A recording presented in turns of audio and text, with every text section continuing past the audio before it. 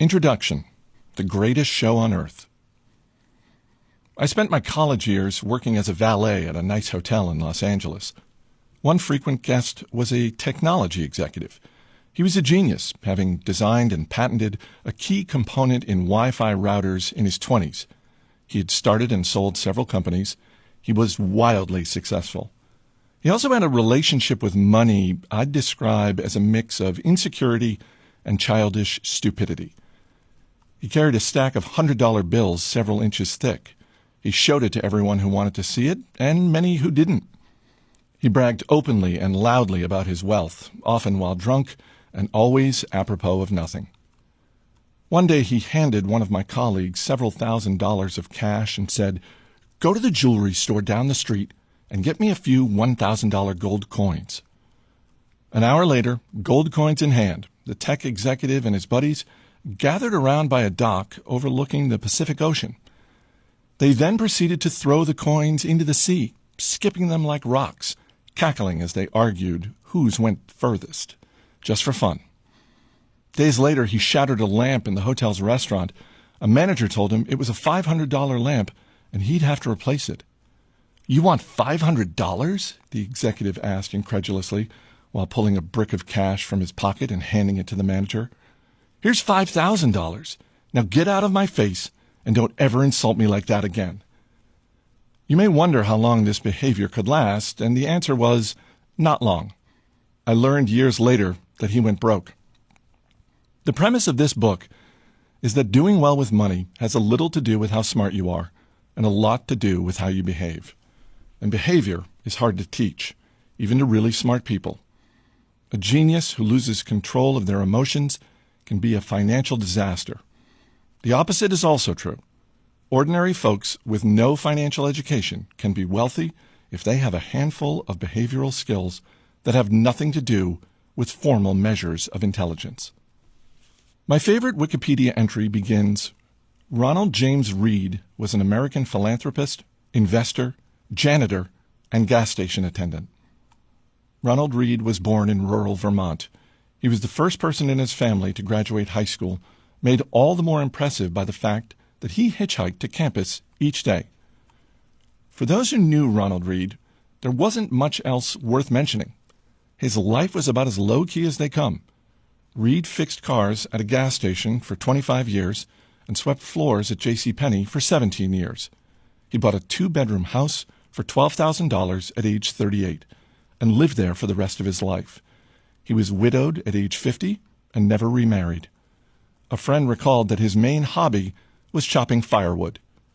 Reed died in 2014, age 92, which is when the humble rural janitor made international headlines.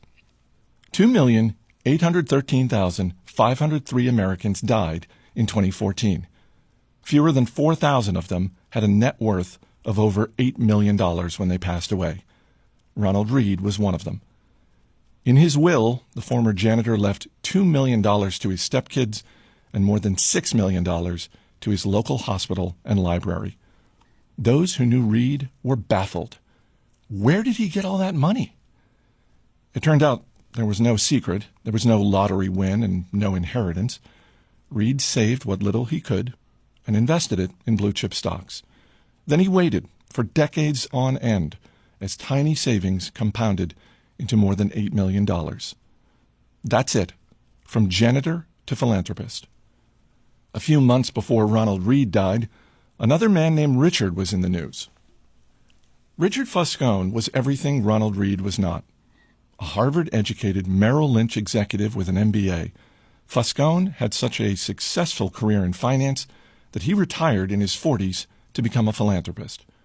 Former Merrill CEO David Kamansky praised Foscone's business savvy, leadership skills, sound judgment, and personal integrity. Crane's Business magazine once included him in a 40 under 40 list of successful business people. But then, like the gold coin skipping tech executive, everything fell apart.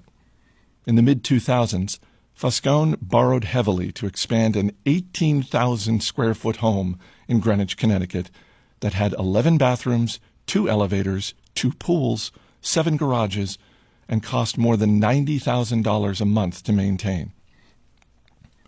Then the 2008 financial crisis hit. The crisis hurt virtually everyone's finances. It apparently turned Foscone's into dust. High debt and illiquid assets left him bankrupt.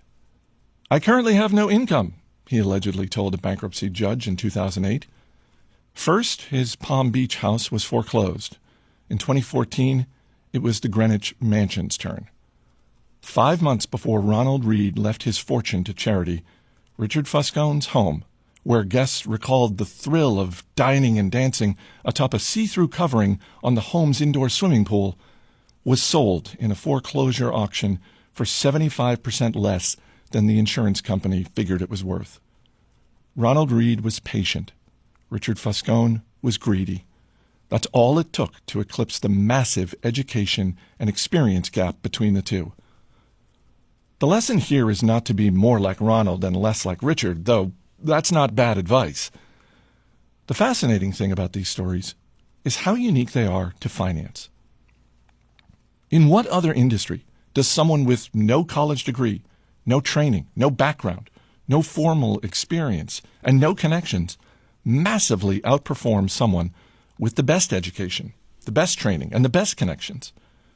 I struggle to think of any. It's impossible to think of a story about Ronald Read performing a heart transplant better than a Harvard-trained surgeon, or designing a skyscraper superior to the best-trained architects. There will never be a story of a janitor outperforming the world's top nuclear engineers.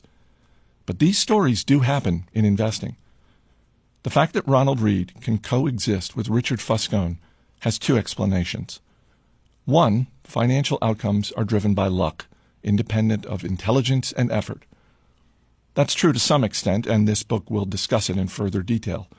Or two, and I think more common, that financial success is not a hard science. It's a soft skill, where how you behave is more important than what you know. I call this soft skill the psychology of money. The aim of this book is to use short stories to convince you that soft skills are more important than the technical side of money. I'll do this in a way that will help everyone, from Read to Foscone and everyone in between, make better financial decisions. These soft skills are, I've come to realize, greatly underappreciated. Finance is overwhelmingly taught as a math-based field, where you put data into a formula, and the formula tells you what to do, and it's assumed that you'll just go do it. This is true in personal finance, where you're told to have a 6-month emergency fund and save 10% of your salary. It's true in investing, where we know the exact historical correlations between interest rates and valuations. And it's true in corporate finance, where CFOs can measure the precise cost of capital. It's not that doing any of these things are bad or wrong. It's that knowing what to do tells you nothing about what happens in your head when you try to do it. Two topics impact everyone, whether you're interested in them or not: health and money. The healthcare industry is a triumph of modern science, with rising life expectancy across the world. Scientific discoveries have replaced doctors' old ideas about how the human body works, and virtually everyone is healthier because of it. The money industry, investing, personal finance, business planning, is another story. Finance has scooped up the smartest minds coming from top universities over the last 2 decades. Financial engineering was the most popular major in Princeton's School of Engineering a decade ago. Is there any evidence it's made us better investors? I have seen none. Through collective trial and error over the years, we learned how to become better farmers, skilled plumbers, and advanced chemists. But has trial and error taught us to become better with our personal finances?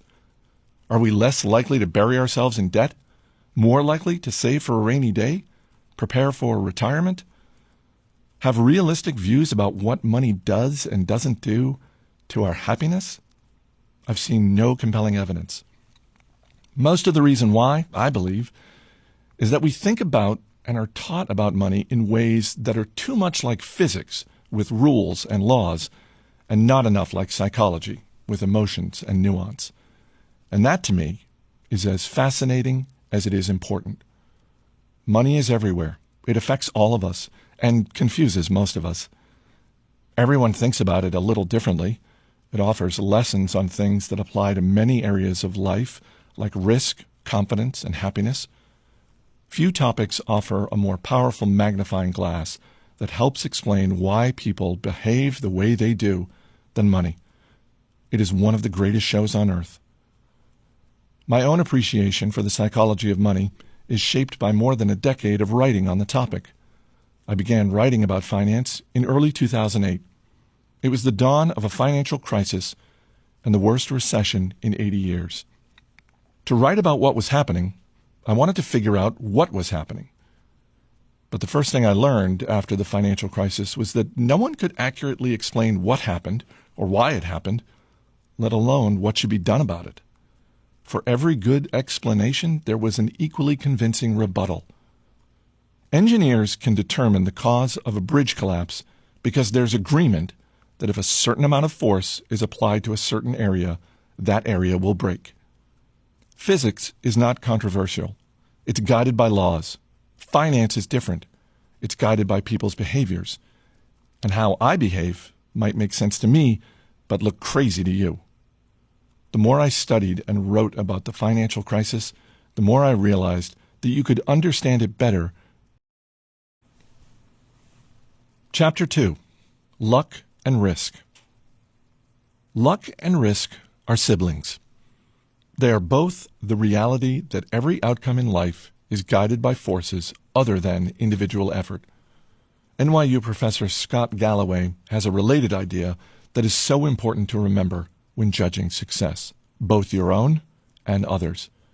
Nothing is as good or as bad as it seems. Bill Gates went to one of the only high schools in the world that had a computer. The story of how Lakeside School, just outside Seattle, even got a computer is remarkable. Bill Dougal was a World War II Navy pilot turned high school math and science teacher. He believed that book study wasn't enough without real-world experience. He also realized that we'd need to know something about computers when we got to college, recalled late Microsoft co-founder Paul Allen. In 1968, Dougal petitioned the Lakeside School Mothers Club to use the proceeds from its annual rummage sale, about $3,000, to lease a Teletype Model 30 computer hooked up to the General Electric mainframe terminal for computer time-sharing. The whole idea of time-sharing only got invented in 1965, Gates later said. Someone was pretty forward-looking.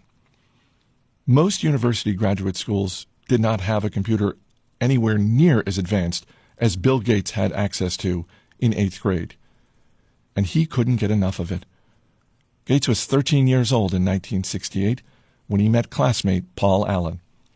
Allen was also obsessed with the school's computer, and the two hit it off. Lakeside's computer wasn't part of its general curriculum. It was an independent study program. Bill and Paul could toy away with the thing at their leisure, letting their creativity run wild after school, late into the night, on weekends. They quickly became computing experts. During one of their late-night sessions, Allen recalled Gates showing him a Fortune magazine and saying, "What do you think it's like to run a Fortune 500 company?" Allen said he had no idea. "Maybe we'll have our own computer company someday," Gates said. Microsoft is now worth more than $1 trillion. A little quick math. In 1968, there were roughly 303 million high school-age people in the world, according to the UN. About 18 million of them lived in the United States. About 270,000 of them lived in Washington State. A little over 100,000 of them lived in the Seattle area, and only about 300 of them attended Lakeside School. Start with 303 million, end with 300. 1 in a million high school-age students attended the high school that had the combination of cash and foresight to buy a computer. Bill Gates happened to be one of them. Gates is not shy about what this meant. If there had been no Lakeside, there would be no Microsoft, he told the school's graduating class in 2005. Gates is staggeringly smart, even more hardworking, and as a teenager had a vision for computers that even most seasoned computer executives couldn't grasp. He also had a 1 in a million head start by going to school at Lakeside. Now let me tell you about Gates' friend, Kent Evans. He experienced an equally powerful dose of luck's close sibling, risk. Bill Gates and Paul Allen became household names thanks to Microsoft's success.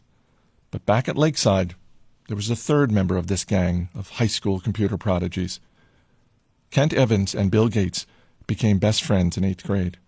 Evans was, by Gates' own account, the best student in class. The two talked on the phone ridiculous amounts, Gates recalls in the documentary Inside Bill's Brain. "I still know Kent's phone number," he says, 525-7851. Evans was as skilled with computers as Gates and Allen. Lakeside once struggled to manually put together the school's class schedule, a maze of complexity to get hundreds of students the classes they need at times that don't conflict with other courses. The school tasked Bill and Kent, children by any measure, to build a computer program to solve the problem. It worked. And unlike Paul Allen, Kent shared Bill's business mind and endless ambition. Kent always had the big briefcase, like a lawyer's briefcase, Gates recalls. "We were always scheming about what we'd be doing 5 or 6 years in the future. Should we go be CEOs? What kind of impact could you have? Should we go be generals? Should we go be ambassadors?" Whatever it was, Bill and Kent knew they'd do it together. After reminiscing on his friendship with Kent, Gates trails off. "We would have kept working together. I'm sure we would have gone to college together. Kent could have been a founding partner of Microsoft with Gates and Allen, but it would never happen." Kent died of a mountaineering accident before he graduated high school. Every year, there are around 36 mountaineering deaths in the United States. The odds of being killed on a mountain in high school are roughly 1 in a million. Bill Gates experienced 1 in a million luck by ending up at Lakeside. Kent Evans experienced 1 in a million risk by never getting to finish what he and Gates set out to achieve. The same force, the same magnitude, working in opposite directions. Luck and risk are both the reality that every outcome in life is guided by forces other than individual effort. They are so similar that you can't believe in one without equally respecting the other. They both happen because the world is too complex to allow 100% of your actions to dictate 100% of your outcomes. They are driven by the same thing. You are one person in a game with 7 billion other people and infinite moving parts. The accidental impact of actions outside your control can be more consequential than the ones you consciously take. But both are so hard to measure and hard to accept that they too often go overlooked. For every Bill Gates, there is a Kent Evans who was just as skilled and driven, but ended up on the other side of life roulette. If you give luck and risk their proper respect, you realize that when judging people's financial success, both your own and others, it's never as good or as bad as it seems. Years ago, I asked economist Robert Shiller, who won the Nobel Prize in economics, "What do you want to know about investing that we can't know?" "The exact role of luck in successful outcomes," he answered. I love that response because no one actually thinks luck doesn't play a role in financial success. But since it's hard to quantify luck and rude to suggest people's success is owed to it, the default stance is often to implicitly ignore luck as a factor of success. If I say there are 1 billion investors in the world, by sheer chance, would you expect 10 of them to become billionaires predominantly off luck? You would reply, of course. But then if I ask you to name those investors to their face, you will likely back down. When judging others, attributing success to luck makes you look jealous and mean, even if we know it exists. And when judging yourself, attributing success to luck can be too demoralizing to accept. Economist Bhaskar Mazumdar has shown that incomes among brothers are more correlated than height or weight. If you are rich and tall, your brother is more likely to also be rich than he is tall. I think most of us intuitively know this is true. The quality of your education and the doors that open for you are heavily linked to your parents' socioeconomic status. But find me two rich brothers, and I'll show you two men who do not think this study's findings apply to them. Failure, which can be anything from bankruptcy to not meeting a personal goal, is equally abused. Did failed businesses not try hard enough? Were bad investments not thought through well enough? Are wayward careers due to laziness? Sometimes, yes, of course. But how much? It's so hard to know. Everything worth pursuing has less than 100% odds of succeeding, and risk is just what happens when you end up on the unfortunate side of that equation. Just as with luck, the story gets too hard, too messy, too complex if we try to pick apart how much of an outcome was a conscious decision versus a risk. Say I buy a stock, and 5 years later it's gone nowhere. It's possible that I made a bad decision by buying it in the first place.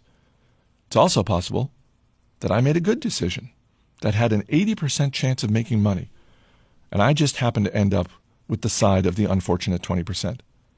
How do I know which is which? Did I make a mistake, or did I just experience the reality of risk? It's possible to statistically. Thank you for watching. Join me for more.